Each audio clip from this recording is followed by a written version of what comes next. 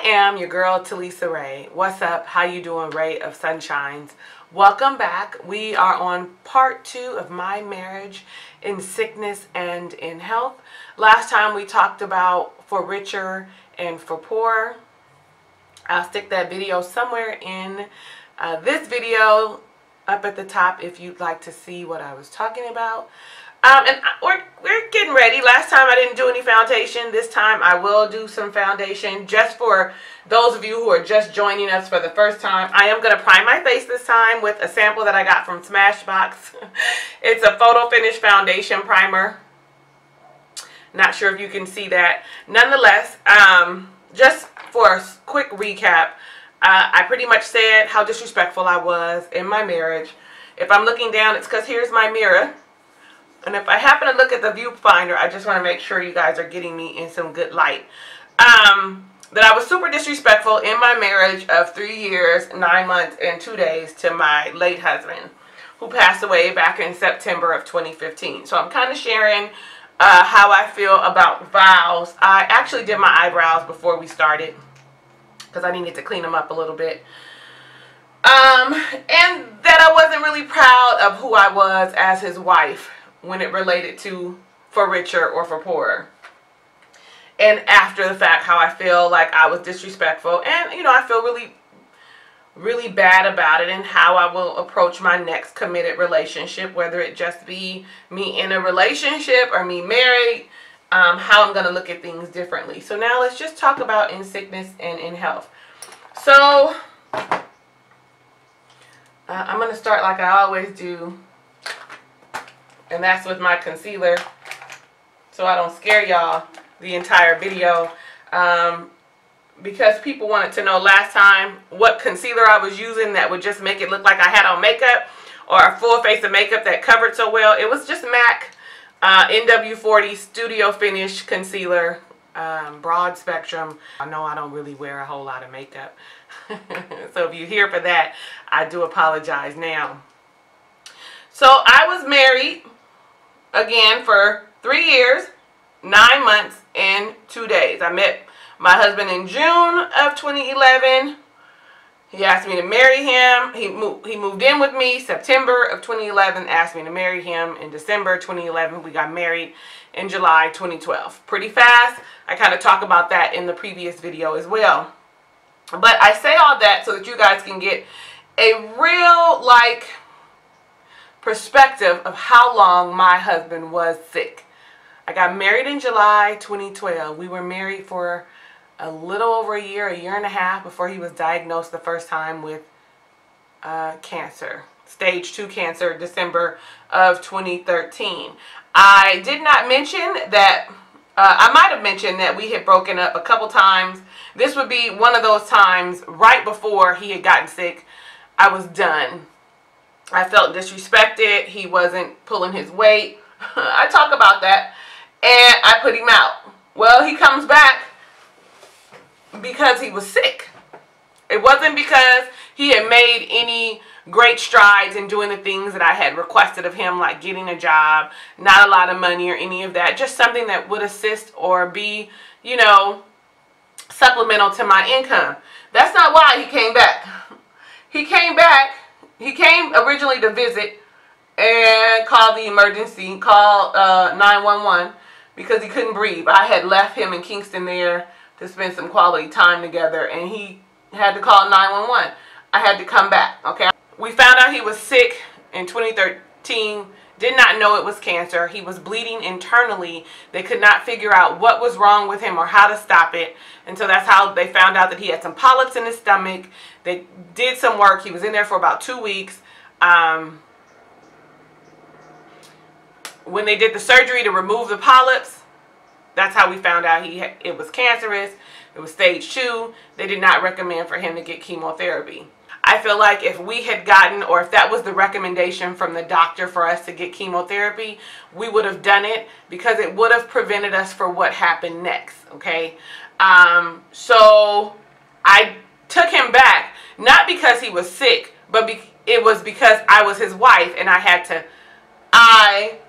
was there to help him. I couldn't just put him back out on the streets. If I didn't mention it before, he really didn't have anywhere to go. You know, he has a mother and a brother and a sister, but they all have their lives of their own. So he really didn't have anywhere to go, and he was really infringing on other people's lives. I was his wife. He was very ill. His recovery was my responsibility, I felt, as it related to our marriage in sickness and in health, to take care of him. So he came back. And in that process, we talked and we kind of healed, right? Fast forward, because the reason I'm saying fast forward, okay, so he gets sick again in about May.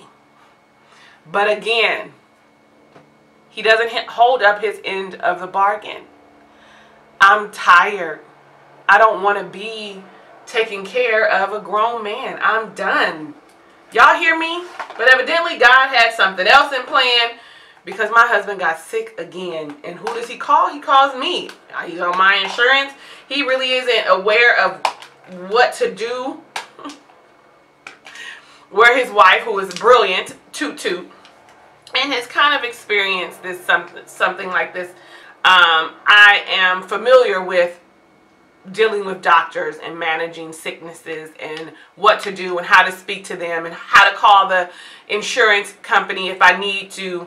Okay, so I'm going to use Nick's Earth Palette for what I'm doing on my eyes. I know that he called me because I was who he knew to call. He was throwing up, couldn't hold food down.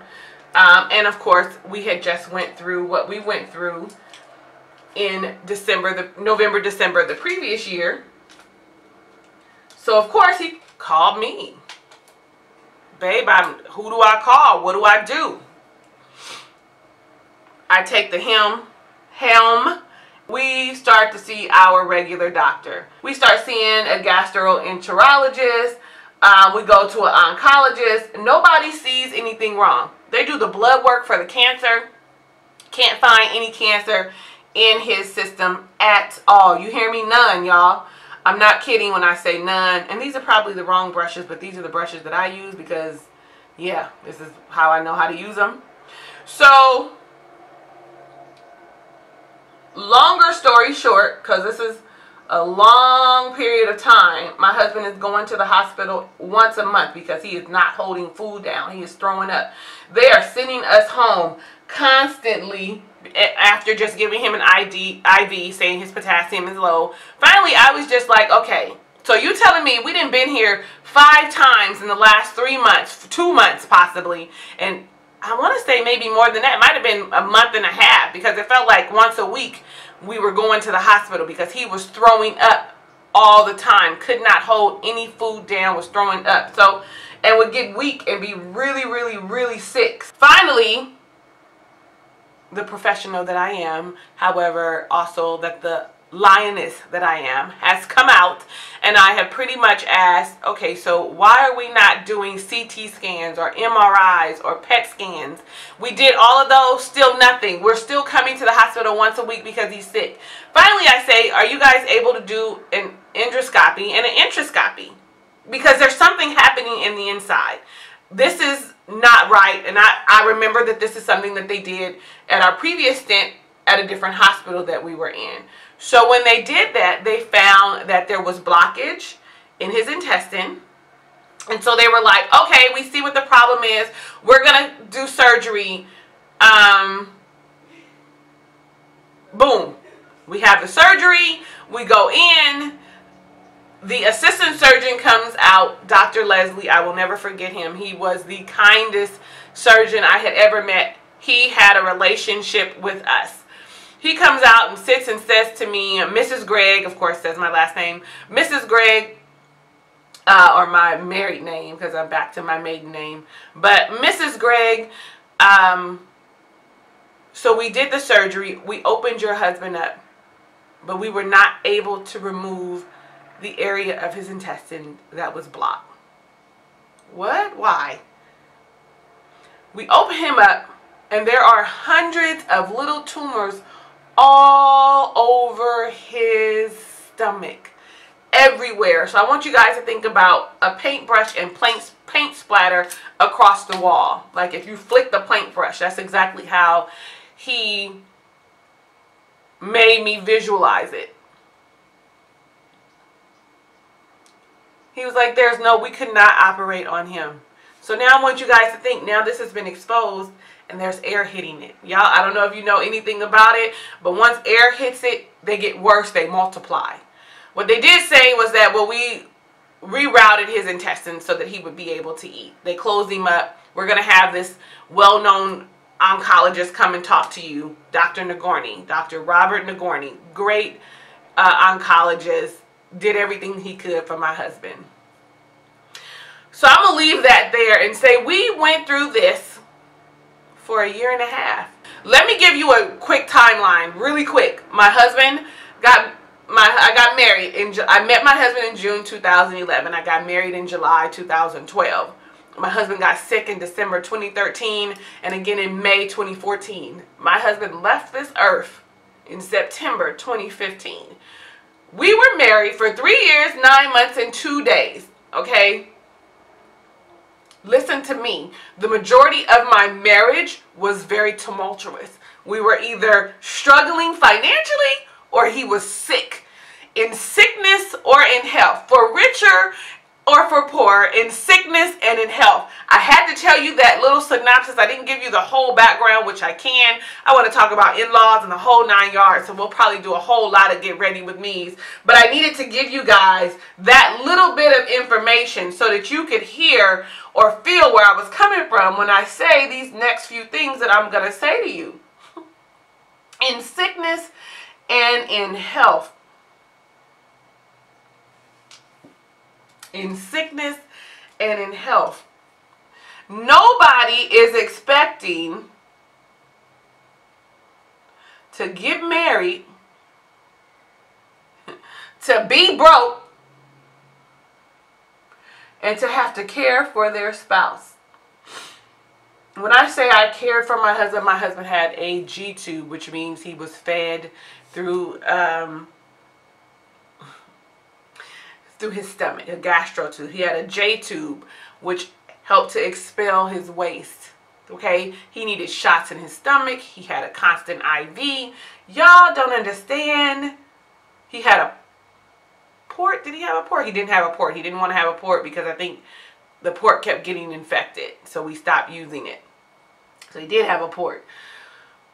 But I was everything to my husband.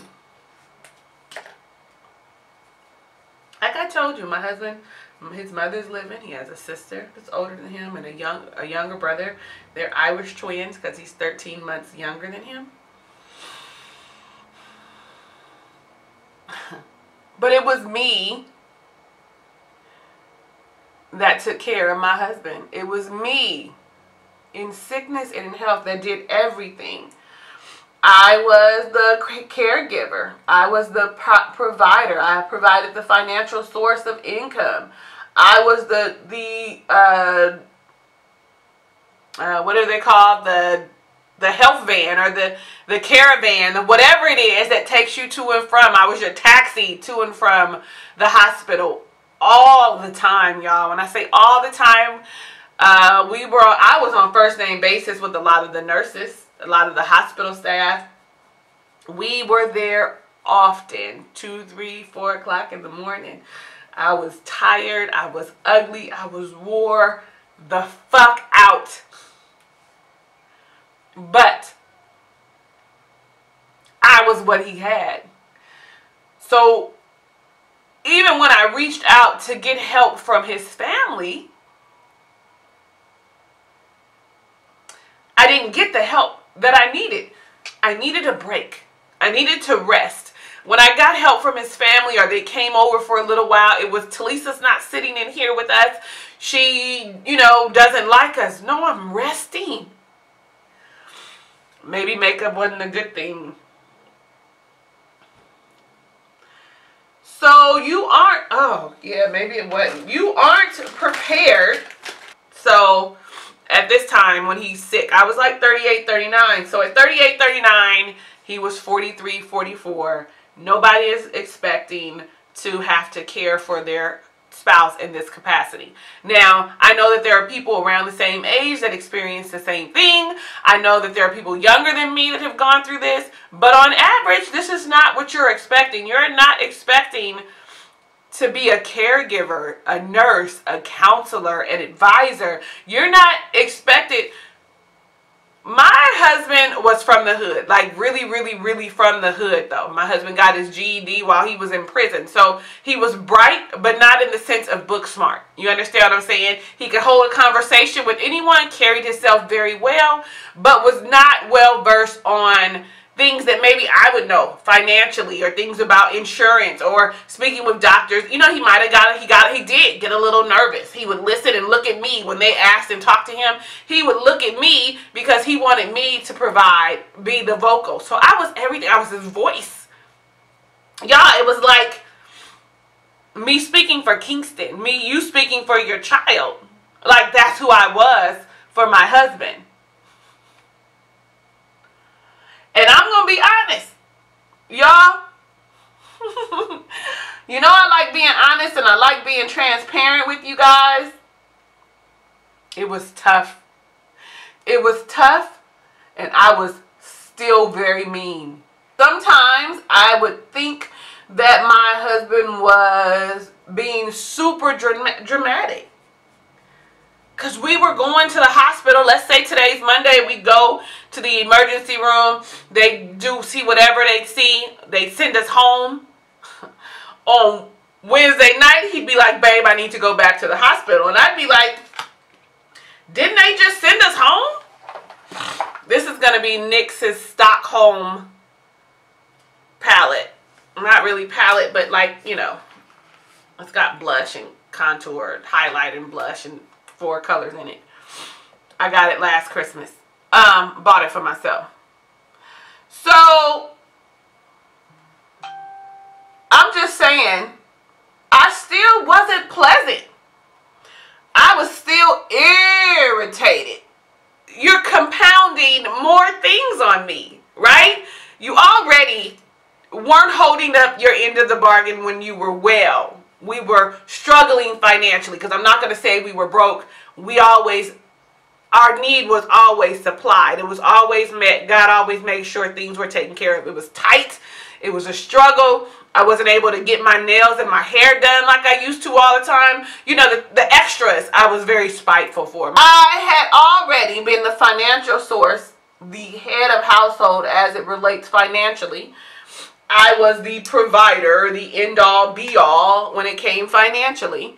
And now, here I am. Everything else to you.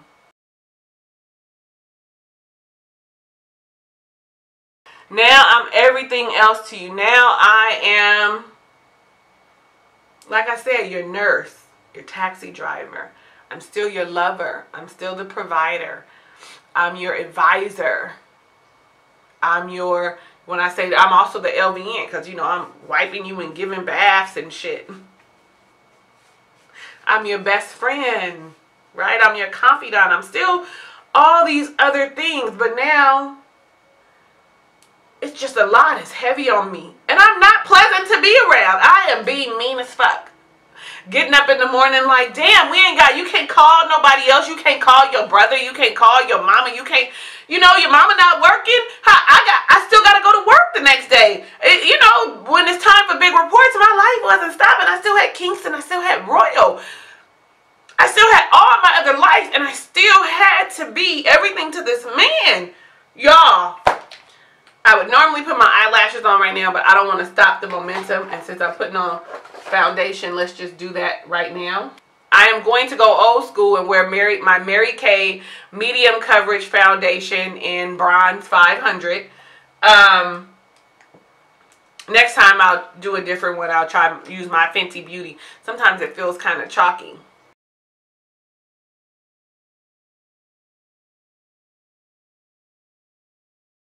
I'm sure I'm using the wrong brush, but this is what works for me, y'all. Because y'all really know I use my fingers, right?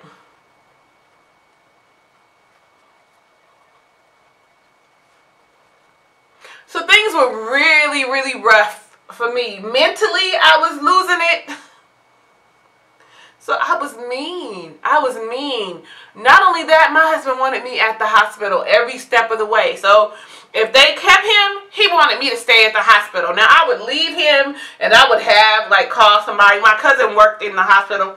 So I was like, could you please go visit with him? Because right now I have to, I have to go home. I have to go get Kingston. I have to get Royal. I have to go to work.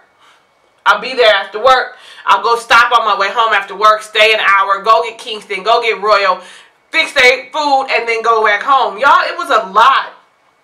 Now, I'm not saying that this is going to happen to you, but I am saying that you have to, if you saying them vows, because some of y'all make up your own vows, and if you standing in front of your family and you hollering in sickness and in health, please understand what in sickness and in health means. Because if they get sick, my life that I'm telling you right now becomes your life.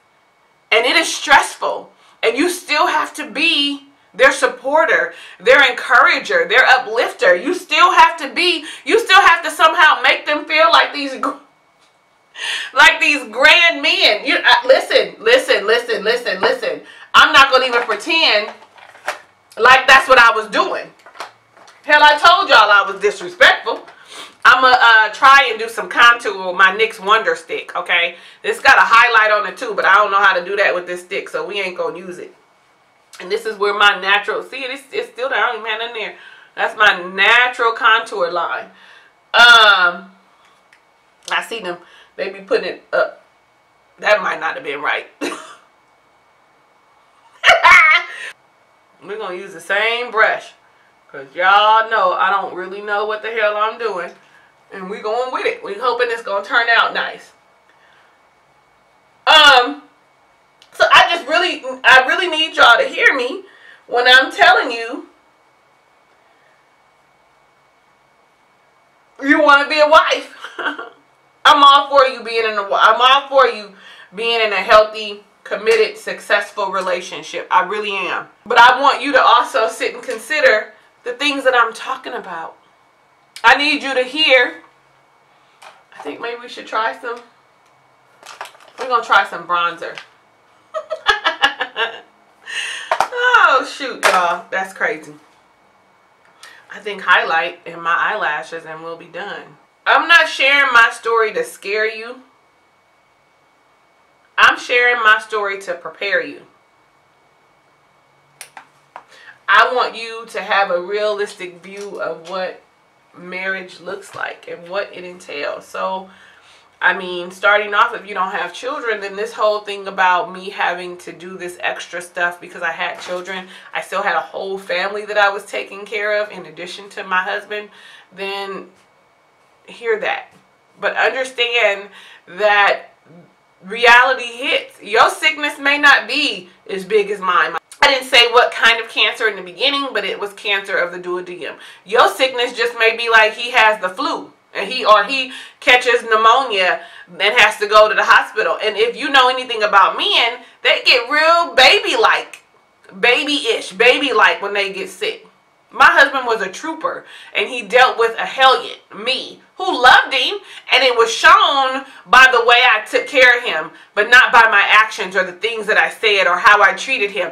I'm being 100% honest. Like, I struggle with this sometimes still. Well, not really anymore, not 3 years later, but I struggled with it for about a year when he first passed. Like, I wasn't his peace in this process.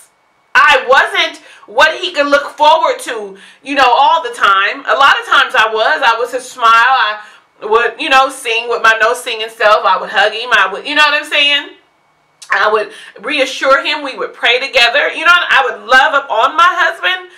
Oh, absolutely. But I wasn't always his peace. I was sometimes the chaos that he was trying to avoid. He would say things like, babe, not now, please. Y'all, I need you to hear me when I tell you the truth about my marriage. Let me put this, let me put my lashes on and close this video out, show you what I'm going to look like. I'll be right back. Y'all, look at my makeup, y'all. It looked like I knew what I was doing, y'all. Look at them lashes, y'all. Okay, if y'all want to know, these is the Allure, Cosmetic Allure Definition number 126 lashes. So I'm going to put on this old lady by MAC in retro matte. I mean, if we're really being honest and we're looking at the timeline of my marriage, right? My relationship with my Greg. June 2011 we met. July 2012 we got married. December 13. November, December 13 he was sick. May 14 he was sick. September 2015 he got called home. If we really look at that, the first half of my marriage was financial turmoil.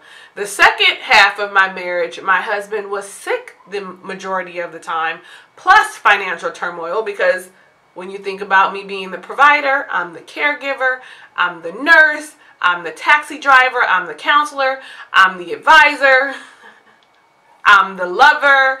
You know, I was responsible for all the medications, all the hospital bills. When you look at it, financial turmoil was probably our entire marriage. And then the second half, he was sick. He was sick, and not just like, oh, a little sick, he gonna get better. He was sick. IV tubes coming out of his arm, G tube, gastroenterology tubes hanging out, shots getting taken, like constant hospital and emergency visits. It was not a joke. And again, I didn't say it, but I had people saying, well, you should just tell him to go home to his mama. Y'all ain't been together long enough for you to have to deal with this. He ain't providing no significant comfort to you or held up his end of the bargain. You should let things go. That would have been the easiest thing. I'm not going to lie to you. I thought about it several times.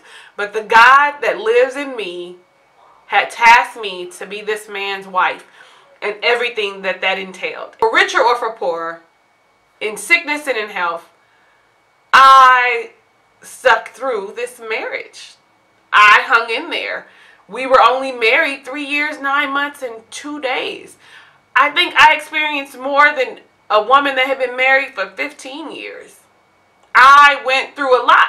I mean, I gave you a glimpse, told you that I believed he cheated.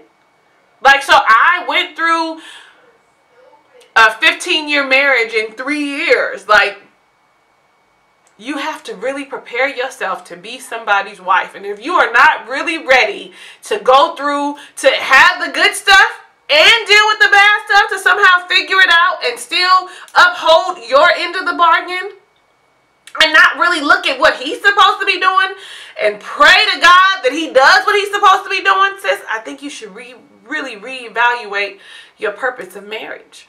I really think you should reevaluate. Are you just in it for it to look good? Because it don't always look good, and the show and the hell don't always feel good. My cousin, the pastor, said to me, marriage is spelled W-O-R-K. Hello, somebody. I am going to do one last thing, and then you'll actually see the real final look. I love looking at you and the way God intended us. I'm talking about nothing on but a smile and a little bit of sweat from when we made love. And it got me singing,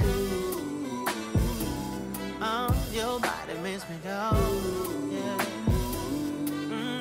I throw up my hands, say thank you to the... I am real proud of myself, honey. Almost kind of look like I know what I'm doing. Shoot, we keep at these, I might be good at makeup. Y'all might be coming for makeup. Probably not. Listen, I really want to thank you for being here. I really want to thank you for sticking out this 20, almost 30 minutes with me, listening to me talk about my marriage. And I really hope you found some insight, something helpful, something you can take away from this, something you might relate to, something that you may not have thought of before. If it has helped you, or you might think you can help someone else, let me know down below in the comments. Share the video, like the video. Don't forget to hit that subscribe button and the notification bell, because they're like peanut butter and jelly, and you definitely want to be notified when I upload part 3, Till Death Do Us Part. Hugs and kisses and lots of love. I'll see you on the next video.